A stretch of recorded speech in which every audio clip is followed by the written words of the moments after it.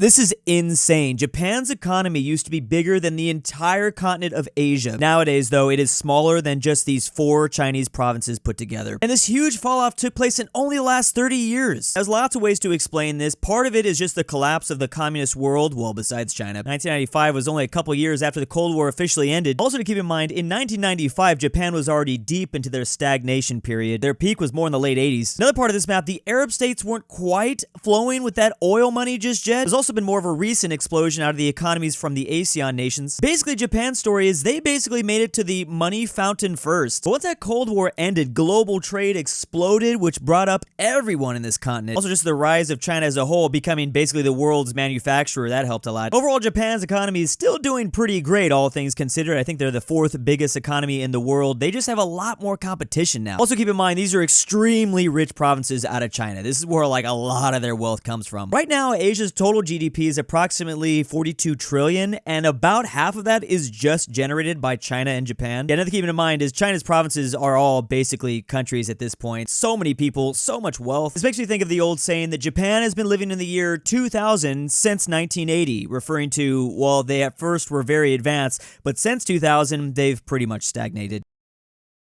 I got a little bit of Christmas money. I'm trying to figure out what to do. Why not hug Poland and Germany and Russia to death? Do you realize how satisfying this is? You can just really squeeze these fools. Take the link down below to makeshift.com. I gotta admit, I was a little skeptical of this information when I first heard about it, but no, there actually are a lot of countries that are no longer traveling to the US. We're comparing the first 9 months of 2025 to the first 9 months of 2024, and COVID cannot be an excuse here. Like, this is still way beyond COVID. It's not all bad, though. It seems like the US just replaced some countries with some new ones. Like Latin America is way up. 10% or more increased travel. The big ones being Argentina, Mexico, and Cuba. Cuba is traveling to America more than they did last year. How? Keep in mind though, the highest this goes is 10%. Some of these countries have dropped by more than 30, but that could be due to geopolitical reasons. Like you're looking at Iran, Yemen, Sudan, Chad. I don't know. I think there's a lot that has to do with their drop a lot. This is extremely telling though. Canada is down, Mexico is up. Canada's mad. I got no doubt Canada mad. Canada is big mad. I actually think this is one of the only countries you can really take seriously. Like they are going to try their best to stay as far away from the US as possible. You know what? I get it. They did not like the idea of becoming the 51st state. Germany is another big one. I think a lot of people in Germany did not appreciate Elon and also America get involved in their election that they had earlier this year. Germany really leading the charge for this, traveling to America less, but I think a lot of Europe is pretty mad too. At least Western Europe is, like Switzerland, France, the lowlands. However, we're up in Spain and up from Italy. The Spanish and Italians still traveling over here. They don't mind, and they're actually kind of up. Bro, it's up with Russia. It's what? How is Mongolia? It's up with North Korea. What? Yeah, I don't know. I feel like the only countries that are worth highlighting for this is Canada and Germany, and maybe some of the neighbors that Germany has. There's so many other factors that are coming into play right now with this. Sometimes countries just randomly experience, lower pockets than usual, and they're not trying to travel, or vice versa. This map could be made every year, and Mexico would still be green. Yes, Mexico loves to travel to the US. Also, there's a lot of workers that come from Mexico that are living in Mexico, and they come and work in the US and go back every day. Welcome, Mongolians! I really don't know how we're supposed to repair the relationship with Canada. It's, I feel like it's at an all-time low. It's been a while since it's been this bad. Yes, that's right. The World Cup attendance is gonna be really interesting next year. So don't forget to subscribe, because we're definitely gonna be covering that a lot into 2026. So please hit that sub button. It's been a while since I've asked for that, so please, thank you. The longest line here is actually the shortest distance. That doesn't make any sense. It does when you remember we live on a round marble. Yellow up here appears to be the longest, but as you can see, it is labeled. It's just under 5,000 kilometers. The green line below that is 6,600 kilometers. And finally, seemingly the shortest one, the orange line, that is actually the longest at 7,300 kilometers. And obviously this is because flat maps tend to really exaggerate the northern and southern poles. Also, just look at the differences in the numbers. You're looking at a total of about 1,700 kilometers here difference. Green is 1,700 kilometers more than this yellow is. You might think that green and orange would have a similar difference, 1,700 kilometers, but no. From green to orange, there's only about a 700 kilometer difference. So obviously you're going to see less of that as you continue to travel south. It's really kind of mind-bending. Not to say that Russia is not an absolutely massive country, because it actually is. It's huge, but these flat map projections make it look galactic. At this point, I think people are so sick of the Mercator map projections and how messed up it is. There's a whole subreddit dedicated to, yeah, we know this, bro. Finally, just shut the fuck up then. You know, we always poop on the Mercator map projection. That's what we're looking at here. But everyone forgets why it's so amazing. And it's so amazing for navigation. As far as displaying a globe on a 2D space, like, it's pretty good if you're just looking to figure out how to get around. And you gotta admit, it doesn't look all that stupid. There's a whole lot of map projections that just look stupid. I don't care. I'm gonna call it how I see it. So many map projections are straight buns, bro. Honestly, at this point, I'm just a Mercator map apologist, or even supremacist. I don't even know. Good map. They only come for it because it's at the top.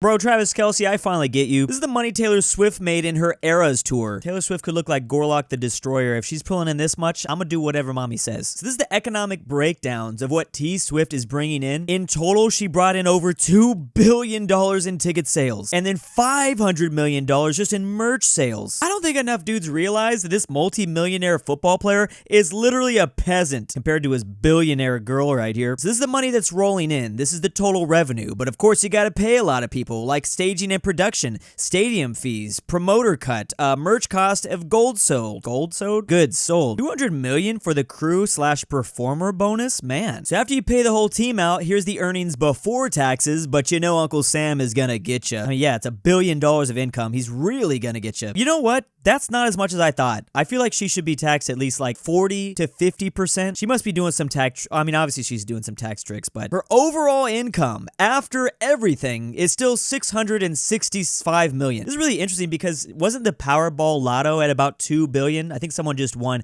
This is pretty much going to be about as much as that guy makes too. I mean, that guy gets heavily taxed, whoever wins the Powerball at $2 billion. It's because we know this because someone did just win like a couple years ago. Didn't the guy win $2 billion? He ended up only getting like $700 million, which is still really nice, but here's some of that information expanded a bit more in terms of merch cost of gold sold, and then why can't I not say that? Good God, this is like half a Fortune 500 company. People forget this was literally the biggest tour of all time. It's crazy that there's this whole girl world that I completely missed out on. Like, I know it was big, but like I don't know, like I think I know like 3 Taylor Swift songs. That was very nice to give her crew the 30% extra. I mean, I'm sure that helps lower her tax burden as well, though.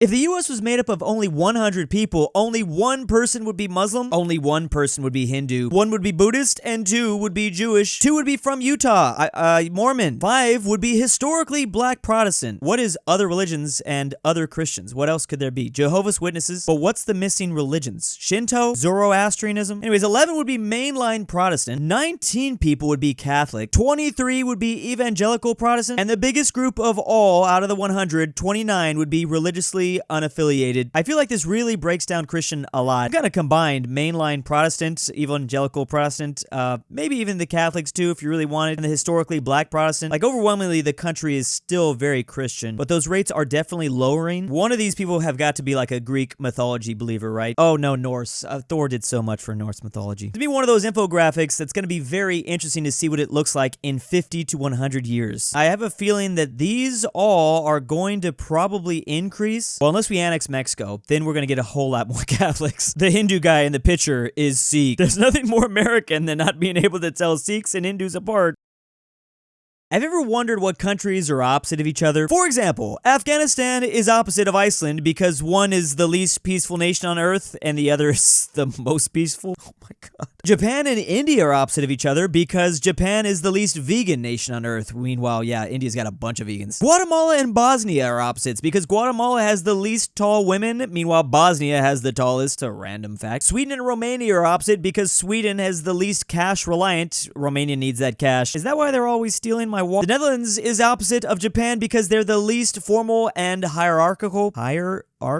What? Norway is the least private country. Meanwhile, Turkmenistan is apparently the most private. In what terms? Does Norway just have their door open when they're taking a shit? Malta is the least active and fit. Meanwhile, Uganda is very active and fit. Germany has the least average working hours per year. Meanwhile, Mexico has the most. Everyone thinks that Germany works a lot. No, Mexico works a lot. Japan is opposite to the Netherlands because they have the least sleep per night. That's not good. I too am an insomniac. Zimbabwe has the worst average drivers versus Norway. They have the best. I mean, Norway is literally like a big mountainous country. If you don't drive right, you're gonna drive off a cliff and get slimed real quick. Central African Republic is opposite to Japan because, well, they have the least life expectancy. Now, some of this is just depressing. Singapore is opposite to Portugal because they don't like drugs. Yeah, they will literally oof you for taking them. Doesn't Portugal give them to you? Sweden's the least polluted air. Bangladesh has the most polluted air. Venezuela has the least expensive gas. Netherlands, not so much. Oh, is this why we were stealing Venezuela's oil the other day? Trump was just like, yeah, we stole it. What are you gonna do? What does least private mean for Norway? Everyone can look up their income statements and personal address where they live at. What? Can I just look up a random Norwegian citizen's social security number? How do you calculate if a country is emotional or not? Comment section on videos mentioning their country. Japan having the least sleep and least vegan, but having the highest life expectancy is interesting.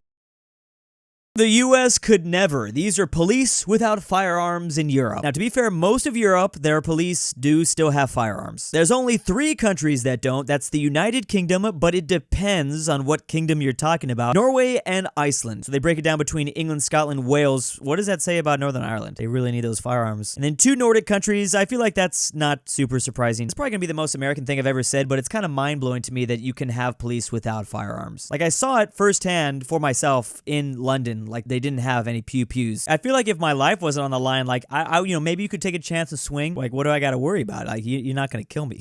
I don't... This is why they can't do this in the U.S. How does this is crazy. I guess not every country is as violent as the U.S. Like, you gotta admit that just some police forces in certain countries, they absolutely need firearms. Let's be real. But I've been to London. How y'all getting away with that? London is crazy. I think what's going on here is just not every police unit is armed. That's the thing. Also, it seems like Norway might have gone back on this whole thing. I don't know, guys. Am I being just hella American? It seems kind of not the safest. What if someone lost their damn mind, is running around with a knife? Like, you should probably have something to just, you know, pew the guy away. Like, why is that a problem? I don't think enough people posted about Ireland in these comments. Can you people mention it a few more times that the map is wrong? Thanks. Yeah, apparently Ireland can be included. It's really a gray area. It sounds like certain special forces do. Sometimes it's just not every cop has them. The sun sets in eastern Brazil before it does in Ireland or Scotland on the longest day of the year. How is this possible? Well, something to do with the curvature of the earth, but I have no idea. No, it makes total sense. It's just kind of mind-blowing. Why would Earth work like this? Imagine living in Dublin and then calling up your homie that lives in, I don't know, Rio de Janeiro. Even though I think the time difference is about like an hour or 2, like he's an hour or 2 back in time. He's living in the dark. You would be looking out at the sun and he's like, yeah, it's dark out. Like, bro, what are you talking about? It's 6 o'clock here. It's 4 o'clock there. How's it dark out over there? Oh, it's actually even crazier than that because Ireland is actually 3 hours ahead of Sao Paulo, Brazil. Now, this is only really going to happen on the longest day of the year, but still pretty crazy. I feel like it says more about time zones than anything, but interesting note, it's the longest day of the year for the northern hemisphere, but for the southern hemisphere, it's actually the shortest. Oh, that's right. Because they have the opposite summertime than us and the opposite winters. That southern hemisphere is so wild. Like, obviously we are heavily biased because we all live in the northern hemisphere. The vast majority of human beings live north of the equator. But you know, an aspect of this is just how high up Europe actually sits on the globe. I mean, look at it compared to Canada. It's way up here. Like on a latitude level, isn't LA and Morocco or something crazy like that? Southern Spain, at least. Crazy how it's also not cold as frick over there for the Europeans. Want to know what country is most responsible for the downfall of humanity? Well, unsurprisingly, it's the US because they're using ChatGPT more than any other country. I mean, it's not that surprising. ChatGPT is an American company. I feel like ChatGPT is most often driven into our American minds as like the de facto AI. Obviously, Microsoft wants Claude and then what? Gemini from Google, but it's ChatGPT that's most popular. I mean, that's what old people say. Old people don't even know what the hell Gemini is. I know something completely different is happening in other countries around the world. They like to use more diverse AIs, I feel, but Japan is at 3.6% using ChatGPT. In the UK, then Brazil, then India. Now, remember that there's a population thing that has to do with this. Of course, India is going to be high up. They're the most populated country on Earth. Kind of more surprising that we're killing them still, though. But again, there's an American bias. The UK is not even at 100 million population yet. They're really using ChatGPT. They like to buy our American AI and products and stuff, I guess. Brazil's got 200 million people, and yet they're third place at 4.6 7%. So is it safe to say ChatGPT knows Portuguese pretty well? I mean, yeah, I feel like AI is pretty good at like languages and things like that, but Portuguese, Japanese, maybe. I remember there's a lot of things being spoken in India, so I'm assuming it's got a lot of those languages down. These 5 countries represent about 37% of all ChatGPT users, so that's over a third. That's pretty good. I mostly main ChatGPT. That's like my main, but obviously at this point, like obviously all the AIs are becoming so drastically good at different stuff that I'm now beginning to just like I know what to use when I want this request. I use Grok, or if I want this request, I'm gonna use this. It's gonna become like cable TV, honestly. I think 800 million weekly users and 140 million are American. Japanese students use ChatGPT a whole lot. I think, yeah, I was gonna say all students in general. I'm totally not jealous of you guys. I'm totally not bitter at all. Hey, look, it's a list of countries with large populations. This only got 4 upvotes because that's not actually at all the case. I mean, China's not there, and the British have relatively low population compared to so many other countries. Dang, UK is only 21st or 22nd globally in population. Again, don't forget to check out Makeshift.com. If you want some plushies, it's fun to hug, but you won't be able to hug them any longer. They're about to be gone forever. Big thanks to my patrons this month. The Jewish Autonomous Oblast only has 0.6% of Jewish population left. It's pronounced Tour de Siyaz Drew. Whitegrape of the Pirates. Samuel Walker. LoreTrack. William. Scientific Soulist. Nolan. NordTyrol. Miglu the Goat. KingBearHaze. Connor Pavlik. Fredrik Tibblin. Never change, Drew, unless you want to. LuxembourgLover.